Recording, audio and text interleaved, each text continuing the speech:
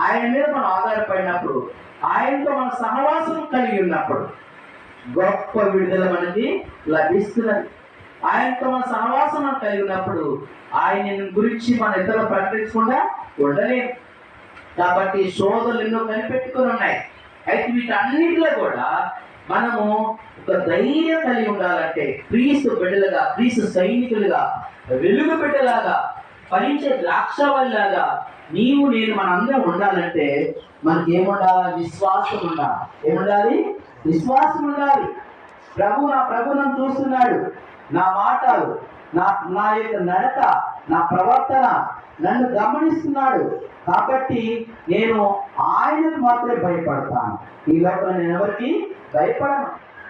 ఈ శరీరాన్ని, దేహాన్ని, దేహంతో కూడా ఆత్మని రెండిటిని నరకంలో పడగలవాడెవడు? దేవుడు మాత్రమే.